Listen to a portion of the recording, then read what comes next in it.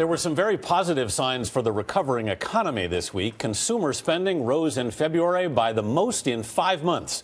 Consumer confidence jumped unexpectedly in March. And perhaps most encouraging, home prices rose in January, an average of 8.1% in the top 20 cities, the fastest rate since the summer of 2006. New home sales did fall by 4.6% in February, but we're still up by more than 12% from last year. And the national average price for a new home rose to nearly $247,000.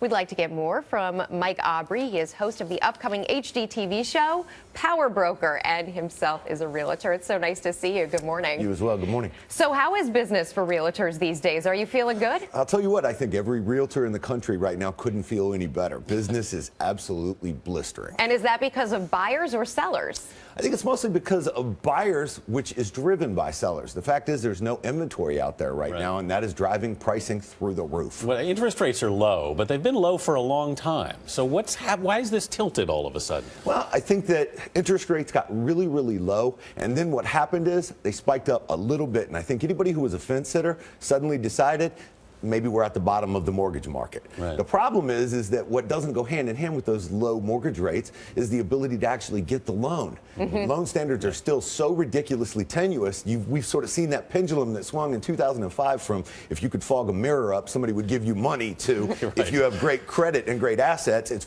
still very hard to get the loan right now. And for first-time buyers especially, that's one of the complexities of getting a new home, because you need the big down payment, and then you might get a good deal on the mortgage if you can get it. Exactly. They generally drive the market. We're also seeing a lot of investors come in and buy with cash. Does that concern you at all? I mean, I think that often investors are a leading indicator to tell you whether or not a sector is going to get better. And I think when you see cash people come back into the marketplace, that makes me feel good. What's concerning me is that with the low inventory, those first-time home buyers and even second home buyers who are buying principal residence, they're competing against cash buyers, and they can't get houses right now. Right. So I hesitate to ask this of a realtor, but is this a good time to buy? I mean, well, it's always a good time to buy. Yeah. No, I mean, I think it's an incredible time to buy because we're never going to see mortgage interest rates as low as they are right now.